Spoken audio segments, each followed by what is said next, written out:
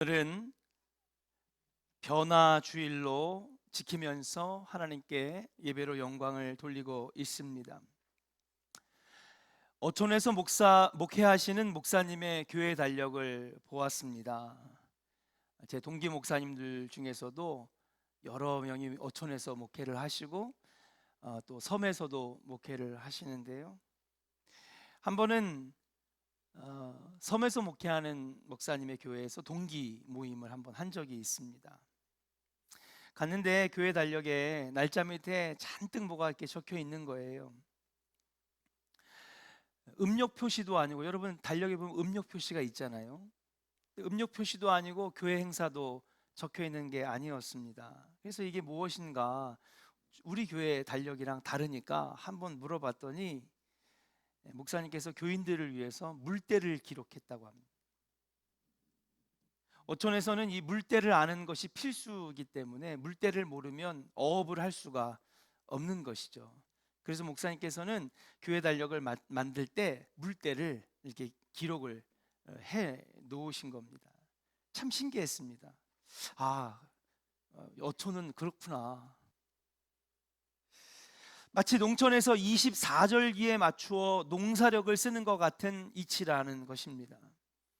농사짓는 성도들의 말씀을 들어보면 농사일은 우리가 쓰는 이 양력, 여러분 그리스 로마에서 만든 이 태양력이죠. 줄리우스 시저가 만든 이 태양력, 우리가 쓰는 달력과는 달리 그들이 쓰는 음력, 또 24절기 농사력을 쓰는 것이 농사에는 훨씬 더 적합하다는 것입니다. 그럼 왜 그들이 그런 달력을 쓸까요? 아직까지도 음력을 쓰는 이유는 무엇일까요? 그것이 농사일이나 어업에 더 적합하고, 그것에 따라 일을 해나가면 더 많은 수확과 더 많은 열매를 맺을 수 있기 때문입니다. 농부가 농사력을 따라 농사를 짓듯이 어부가 물때를 따라서 어업을 하듯이 우리의 고른 신앙 성장과 경건한 신앙생활을 위해서 신앙력이라고 하는 것을 만들었습니다. 신앙 달력이죠. 교회력은 예수 그리스도의 구속 사건을 기준으로 하여서 1년을 배분한 교회 달력, 이것에 따라서 우리 신앙생활을 해나갈 때에 우리 신앙생활이 건강하게 열매 있는 신앙생활을 할 수 있다라고 말씀을 드릴 수가 있습니다. 그래서 어떤 분들은 좋은 교회는 아직도 절기에 따라서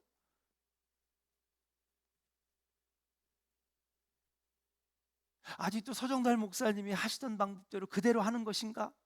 이렇게 말씀하시는 목사님들도 있습니다. 그런데 제 생각은 다릅니다. 2000년 동안 전통적으로 쌓아왔던 이 신앙의 달력, 예수님의 인생 가운데 우리에게 보여주셨던 이 절기들, 이것에 따라 신앙생활을 할 때에 마치 음력과 24절기를 따라 농사를 지을 때에 풍년이 일어나고, 물때를 따라서 그래서 어업을 할 때에 많은 것들을 얻을 수 있는 것처럼 신앙에도 그런 좋은 열매가 나타나지 않겠는가. 그래서 여러분들과 함께 이렇게 이 우리의 신앙의 달력이 어떤 것인가 오늘 시간을 빌어서 한번 알아봤으면 좋겠습니다. 화면을 보면은요, 이렇게 신앙의 달력은 시작됩니다. 한번 쭉 읽어볼까요? 시작. 강림절, 성탄절, 주연절, 사순절, 부활절, 성령 강림절. 이 순서입니다. 강림절, 성탄절, 주연절, 사순절, 부활절, 성령 강림절. 그대로 한번 보여주시죠. 교회력은요, 예수님의 탄생을 기다리는 강림절부터 시작됩니다. 이게 교회의 달력입니다. 신앙의 달력입니다.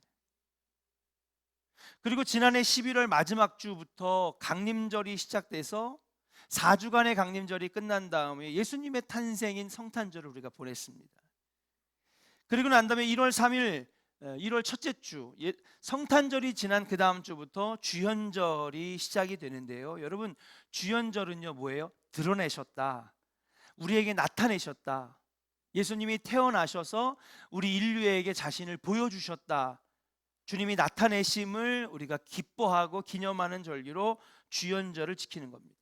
그 주현절의 의미 안에는 무엇이 있느냐, 바로 예수님의 공생애를 시작하기 위해 당신의 모습을 우리에게 드러내신 사건을 기념하는 것, 이것이 바로 주연절인데 오늘이 바로 주연절의 마지막 주일입니다.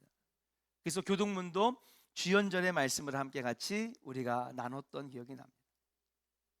그리고 여러분, 주연절의 마지막 주일은요, 또 다른 이름으로 지키게 되는데 그것이 바로 변화주일입니다. 변화주일. 오늘은 주연절의 마지막 주일이면서 변화주일로 지키는 것입니다. 그리고 이번 주 수요일 날, 그동안에 한 4년 넘게, 한 5년 동안 재수요일, 성회수요일을 지키면서 사순절이 시작이 되는 것이죠. 올해는 코로나 때문에 이 재수요일, 이마에 재를 바르는 재로 십자가를 바르는 의식을 하지 않으려고 합니다. 그러나 그날을 기점으로 재를 뒤집어 쓰고 자복하고 참회하며 기도하는 그날을 기점으로 고난의 여정 40일의 사순절이 시작이 되는 것입니다. 본문으로 한번 돌아와 보겠습니다. 본문은요, 예수님이 변화산에 오르시어 영광스러운 모습으로 변화되었던 사건을 소개하고 있습니다.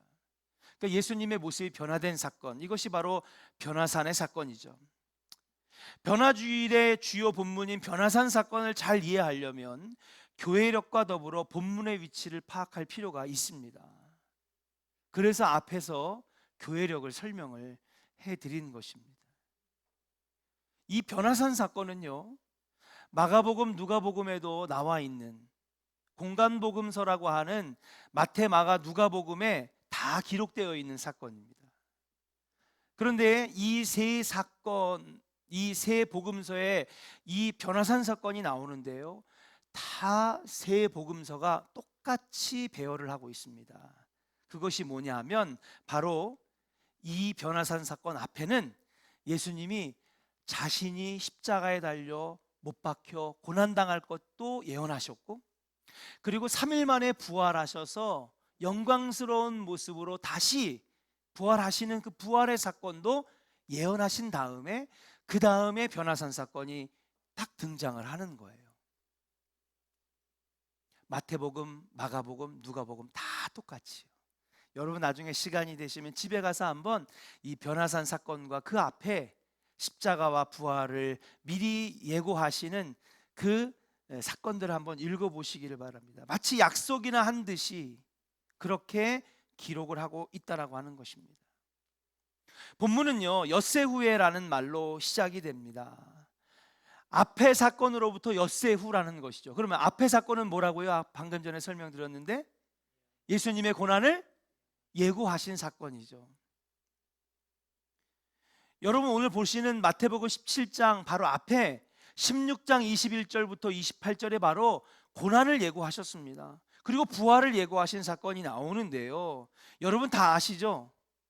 그렇게 고난을 예고하시니까 베드로가 탁 막아서서 주님, 절대로 주님이 십자가에 달리실 일은 없을 겁니다. 주님 그럴 리가요. 주님은 절대로 고난당하고 피 흘리고 끌려다니시고 이러실 분이 아닙니다. 막 베드로가 막 흥분해가지고 안 됩니다 주님, 제가 용납할 수 없습니다 막 이러는 거예요.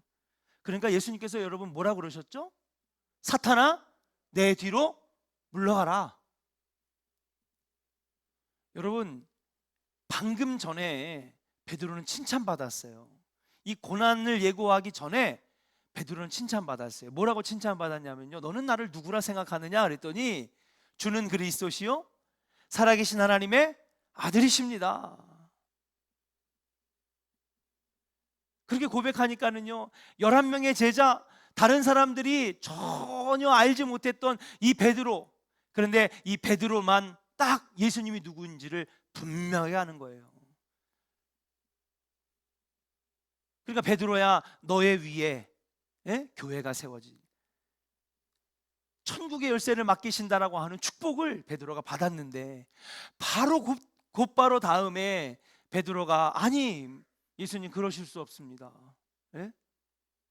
예수님이 십자가에 달리시다뇨, 피 흘리시다뇨, 돌아가시다뇨 인정할 수 없습니다 그랬더니 얼마 전까지는 칭찬을 들었던 이 베드로가 사탄아 내 뒤로 물러가라 호되게 야단을 맞는 장면이 16장에 나옵니다.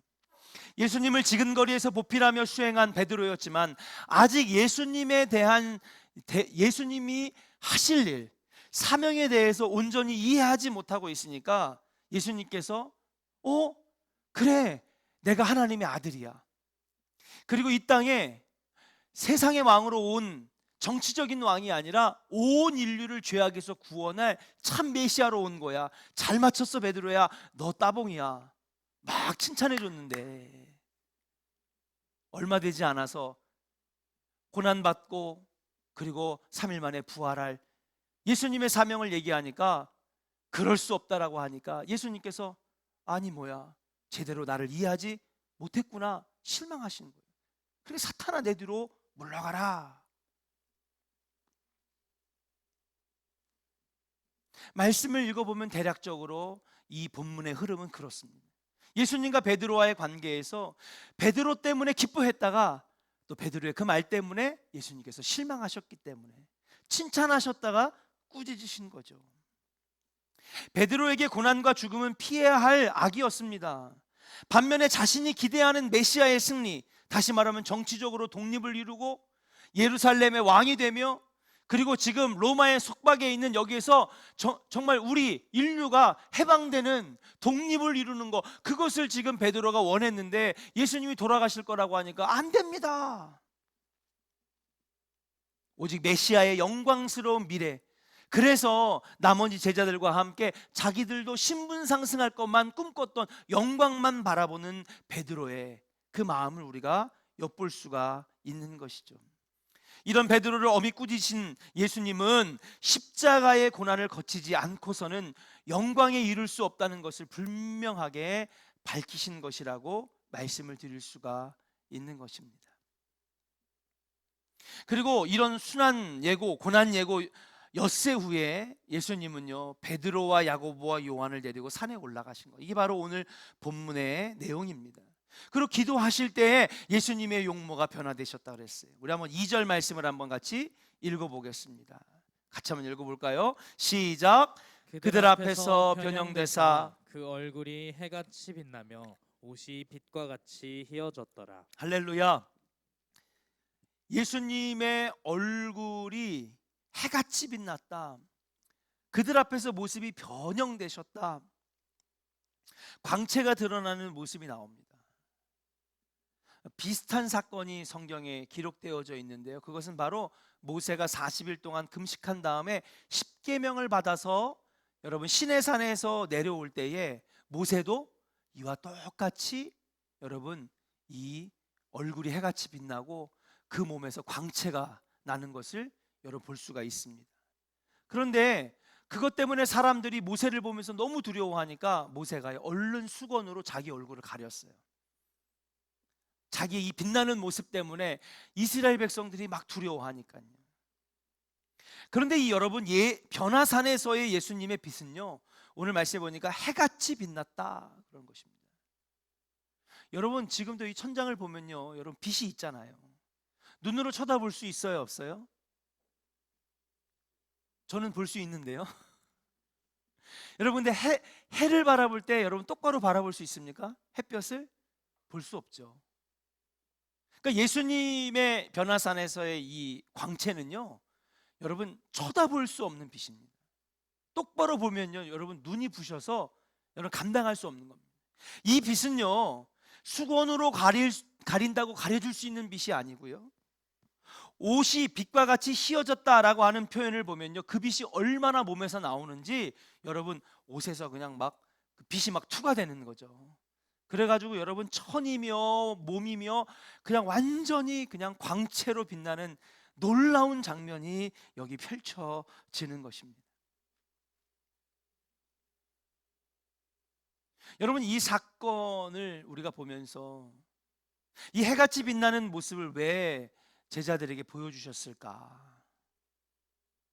예수님의 부활하셨을 때의 모습을 미리 보여주시는 것이라고 여러 성서학자들은 얘기를 합니다. 그렇다면 한번 정리를 해볼게요. 예수님은요 계속해서 제자들에게 가르쳐 주기를 원하셨어요. 첫 번째는 물어보신 겁니다. 야 제자들아, 너희들은 나를 누구라 생각하느냐?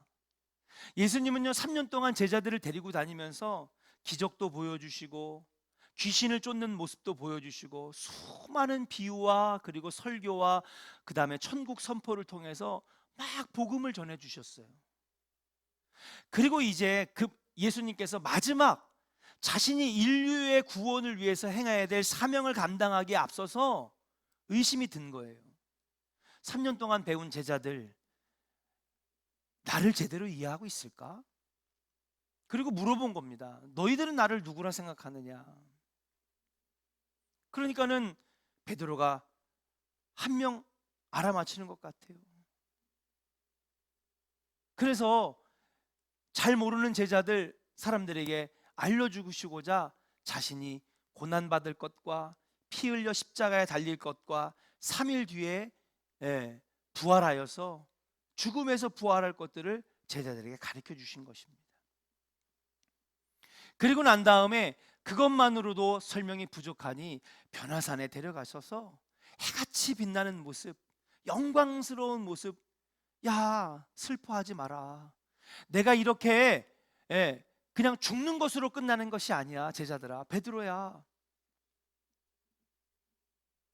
변화산에서 해같이 빛나는 모습으로 나는 죽었지만 다시 3일 만에 부활하셔서 영광스럽고 아름다운 모습으로 다시 부활할 것을 여러분 변화산에서 변화된 모습으로 보여주시고자 했던 거예요. 그러니까 여러분 이것은요 15장부터 따로따로 여러분 따로국밥처럼 떨어져 있는 이야기가 아니라 예수님의 의도되고 그리고 알려주시고자 하는, 내가 앞으로 행할 일이 얼마나 귀한 일인 것인지를 알려주시고자 하는 하나의 스토리처럼, 하나의 이야기책처럼 쭉 연결되는 사건이라고 말씀을 드릴 수가 있는 것이. 그래서 여러분 고난을 예고한 사건은 정말 예수님이 십자가에 달려 고통받으시는 고난 사건을 말하는 것이고, 변화산에서 해같이 빛나는 모습은 무엇입니까?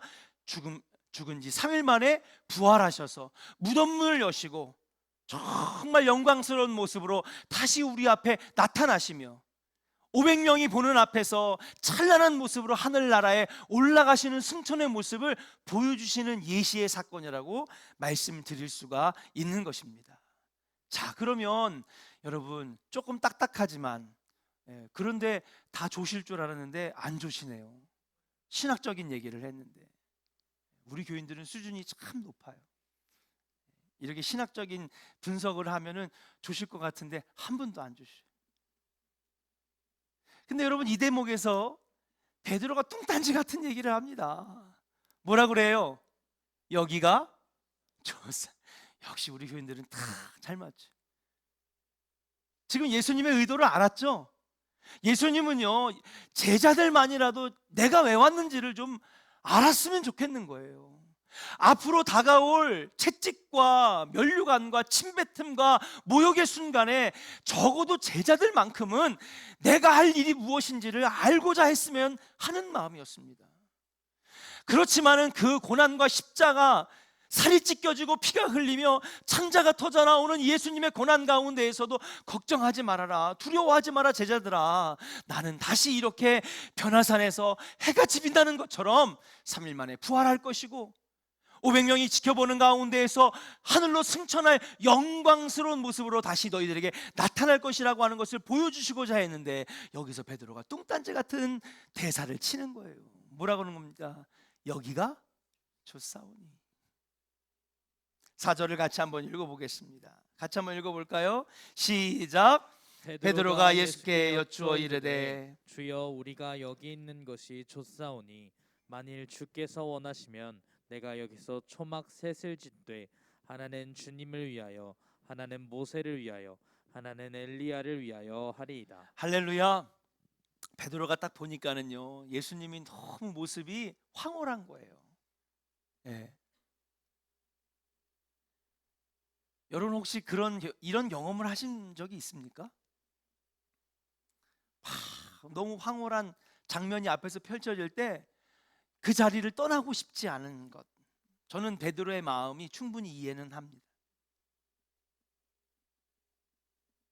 그래서 만일 주께서 원하시면은 초막셋을 져서 하나는 주님을 위하여, 하나는 모세를 위하여, 하나는 엘리야를 위하여 우리가 합시다.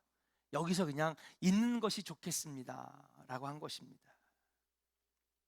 언뜻 보면 초막셋을 짓겠다는 베드로의 말은 예수님, 모세, 엘리야를 위한 일처럼 여겨지지만, 여러분, 베드로의 이 제안은 여러분 예수님을 위한 제안이 아니었다라고 하는 것이죠. 초막은 예수님을 위한 것이 아닙니다. 모세를 위한 것도 아닙니다. 엘리야를 위한 것도 아닙니다. 무엇입니까? 자기 자신을 위한 것이고, 이렇게 지금 예수님께 말하는 이 말은 베드로의 마음 상태를 우리에게 보여주는 말이라고 할 수가 있습니다. 무엇입니까? 이 영광의 모습을 한 이 변화산에서 내려가면 이제 뭐예요? 고난이 시작되거든요. 고난이 시작됩니다. 곧바로 여러분 어떻게 됩니까? 제자들의 발을 씻겨주고 로마 병사들에게 끌려가서 여러분 어떻게 됩니까?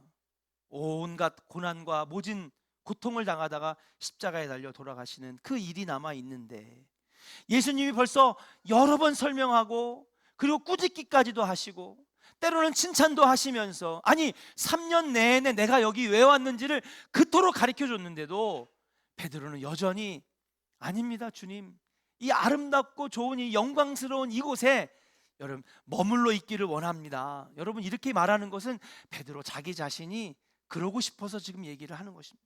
예수님을 위한 것도 아니고 이 초막은 모세를 위한 것도 아닙니다. 베드로는요 산 아래로 내려갈 생각이 없었던 것이죠. 바로 얼마 전 가이사라 빌립보에서 예수님이 친히 예루살렘에 올라가 고난을 받고 죽임을 당하며 3일 만에 살아날 것을 가르쳐 주셨음에도 불구하고 산 아래로 내려가 예루살렘으로 가고자 하는 것이 아니라 산 위에 계속 머물고자 했던 것입니다. 지금 당장 눈앞에 펼쳐진 주님의 영광스러운 모습에 도취되어서 여기가 좋사오니라고 말하고 있는 것이에요. 하나님께서 변화산의 영광을 보여주신 것은 예수님이 누구신가, 예수님의 사역과 사명이 무엇인가, 그리고 반드시 그가 죽음으로 끝나는 것이 아니라 영광스러운 모습으로 다시 내려올 것을 말씀하고 계신데, 이제 산안으로 내려가 주님과 함께 십자가의 길을 걸어야 하는 메시지를 그 전부터 계속 말씀하시는데 베드로는 깨닫지 못하고 있는 것이라는 거예요. 베드로는요 당장 영광의 순간, 황홀한 순간, 좋은 순간에만 머물고자 하는 거예요. 그토록 정성을 들여 가르쳤던 수제자, 제자 중에 제자였던 베드로가 나와 함께 고난받을 생각은 하나도 안 하고 그냥 이 영광의 순간, 좋은 순간, 나만 좋으면 되지 하는 이 순간에 사로잡혀서 산 아래로 내려갈 생각, 고난받을 생각, 어려움 당할 생각을 하지 않는다라고 하는 것입니다. 이런 베드로의 모습이 어찌 베드로 한 사람의 마음이기만 하겠습니까? 여러분 우리도 이런 마음으로 신앙생활 할 때가 너무나 많습니다. 신앙생활 할 때 여러분 우리는요 영광의 순간만 있기를 바라요. 박수 받고요, 인정받고요, 하나님 복 많이 주셔가지고요, 물질도 막 차고 넘치고요, 하는 일들마다 다 잘 돼가지고요, 신앙생활 내내 천국 가는 그 문 앞에까지 영광스러운 순간만 있었으면 좋겠어요. 베드로의 마음이나 우리의 마음이나 똑같은 거예요. 십자가 없는 부활을 탐내고 고난 없는 영광만을 바라보는 것이 우리의 모습이 아닌가. 오늘 변화산의 사건은 바로 우리의 모습을 보여주는 사건, 베드로의 그 말들은 우리의 마음 상태를 여러분 대변하는 모습이 아닐까 생각합니다. 우리는 자꾸 황홀경의 신비스러운 영광만을 쫓고 있습니다. 변화산에 올라가 열심히 기도하고 환상 보고 방언하고 기쁨으로 황홀경 은혜를 체험했으면 이제는 뭐예요? 산을 내려가야죠. 제가 중학교 때 처음 예수님 만나고 너무너무 동기스러워 좋으니까는요 정말 기도원에서 내려가고 싶지가 않더라고요. 근데 그때 지도했던 전도사님이 내려가자 내려가기 싫은데 내려가자는 거예요. 내려가니까 정말 말 그대로 고난이 기다리고 있는 거예요. 받은 은혜 이틀도 못 가더라고요. 다 쏟아버리고 마귀사탄이 유혹하고요, 예배를 멀리하게 하고요. 또 현실 세계에 들어와서 삶의 여러 가지 것들을 신경 쓰다 보니까 주님과 멀어지는 그러한 내 모습을 발견하게 됩니다. 이제 산을 내려와 일상의 자리에서 그럼 무엇을 해야 되느냐? 그때 받았던 은혜, 하나님 주셨던 황홀경 같은 그런 황홀한 은혜, 하나님과 만났던 그 놀라운 은혜의 순간만 기억하는 것이 아니라 이제 내려와서 우리가 할 일은 무엇입니까? 힘들지만은, 고통스럽지만은 내가 감당해야 될 십자가, 주님과 함께 손 붙잡고 주님이 나에게 맡기신 사명, 이것을 감당하고 나아가야 되는 것인데 우리는 그것은 전혀 생각하지 않고 주님 비나이다 비나이다, 오늘도 자식 잘 되게 하시고 돈 많이 벌게 하시고 영광의 순간만 끝까지 있게 하여 주시옵소서. 변화주의는요, 우리가 변화하자고 하는 것만이 아니라 여러분 우리 상태를 지금 보여주고 있는 것입니다. 자, 그렇다면 여기서 왜 변화산 사건이 여러분 주연절과 사순절 사이에 여러분 들어갔을까요? 마태복음, 마가복음, 누가복음에 다 똑같이 예수님이 고난을 예고하신 다음에 그 다음에 변화산 사건이 나오고, 여러분 우리의 신앙의 달력, 처음에 얘기했던 것, 왜 신앙의 달력에는 주연절 마지막 주를 변화주일로 하고 사순절로 들어가는 것이냐? 여러분 이것은요 큰 영적인 의미가 있는 거예요. 지금까지 너의 영광만 바라보면서 살았느냐? 아니다. 신앙생활에는 사순절로 들어가는 고난의 순간, 때로는 인내해야 되고 때로는 눈물을 삼켜야 하며 때로는 고통스럽지만 아버지께 부르짖으며 그 힘든 신앙의 길을 걸어감에 앞서서 영광만 바라보지 말고, 그리고 십자가를 지고 가라고 하시는 그 예수님의 말씀을 새기고 이 사순절로 들어가라고 하시는 영적인 의미가 바로 변화산 사건에 담겨져 있는 것인 줄로 믿습니다. 어떻게 보면 변화산 사건은요, 예수님이 변하신 것에 초점이 맞춰져서 와, 예수님의 얼굴이 환하게 빛났대. 아닙니다. 변화산 사건의 정말로 핵심 인물은 베드로입니다. 그리고 이 사건을 우리에게 오늘 들려주시는 이유는 무엇이냐? 베드로처럼 영광만을 쫓지 말고 십자가도 질 줄 알아야 되고 자기를 부인할 줄도 알아야 되고 고난도 지고 고통도 지면서도 이 사순절의 고난을 잘 통과할 때에 아들아, 딸아, 성도들아, 그 고난의 40일이 지나가면 뭐예요? 부활의 영광을 주님과 함께 맛볼 것이다.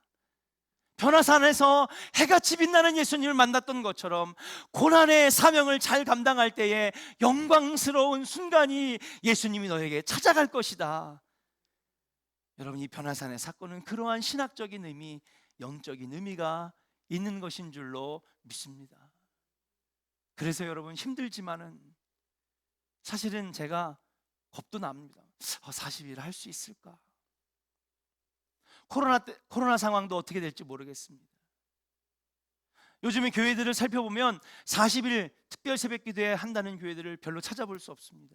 그럼에도 불구하고 힘들지만 이런 결정을 내린 것은 무엇입니까? 그렇습니다. 우리 신앙생활은 영광만 바라보면 안 된다는 것입니다. 영광의 순간에만 머물러 있어서는 안 된다는 것입니다. 때로는 고난이 기다리고 어려움이 기다리고 인내의 눈물을 흘려야 되는 그러한 것이 기다리는 산 안에 내려가서 함께 십자가를 지는 신앙생활도 할 줄 알아야 거기에 건강한 신앙생활, 축복의 신앙생활, 그리고 그 40일의 고난의 여정이 끝난 다음에는 해같이 빛나는 예수님 만나고 영광의 부활의 순간을 함께 기뻐할 수 있는 은혜가 우리에게 주어지는 것인 줄로 믿습니다. 사랑하는 여러분, 이 고난의 순간에 함께 동참해 주시기를 주의 이름으로 간절히 축원합니다. 특별 새벽기도 뿐만 아니라 여러분 이 40일에 우리가 정말로 영적으로 우리 자신을 바라보면서 하나님 이 고난의 순간에 함께 금식도 하고 말씀도 읽고 하나님 부르짖고 기도하면서 주님의 고난에 같이 동참하기를 원합니다. 그동안에 코로나 때문에 아무것도 할 수 없었다고 생각했던 나, 하나님 내가 할 일을 찾겠습니다. 사명 감당하겠습니다. 직분 감당하겠습니다. 그렇게 나아가는 결단의 자세가 이번 사순절 기간 내내 여러분들 안에 다시 회복되기를 주님의 이름으로 간절히 축원합니다. 이제 우리는 주연절기를 마치고 사순절을 시작합니다.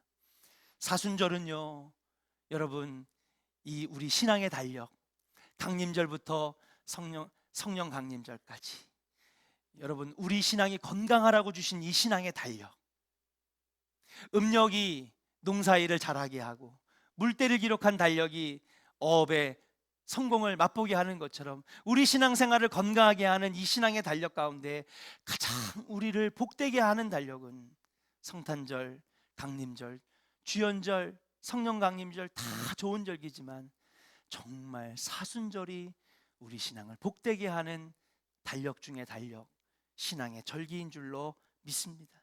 믿음의 깊이와 넓이를 더하는 시간입니다. 황홀경의 산에서 내려와서 삶의 자리에서 기꺼이 십자가를 지는 법을 배우는 시간이 바로 사순절인 줄로 믿습니다. 어쩌면 괴로운 여정일지도 모르겠지만 그 길을 따라갈 때에 마지막 영광의 면류관, 황홀한 주님을 만나는 부활의 순간에, 그리고 마지막 천국에 동참하는 그 순간을 경험하는 그러한 영적 체험의 시간이 바로 사순절이라고 말씀드릴 수가 있는 것입니다. 고난이 없이는 십자가 영광도 없습니다. 십자가 없이는 여러분 면류관도, 영광의 면류관도 없는 것인 줄로 믿습니다. 이 기나긴 사순절 여정에 여러분 함께 직분 감당하면서, 그러면서 여러분의 신앙의 깊이가 날로 더해지고 마지막 영광의 주님을 기쁨으로 맞이하는 우리 조원의 성도들이 다 되시기를 주의 이름으로 간절히 축원합니다. 이 시간에 내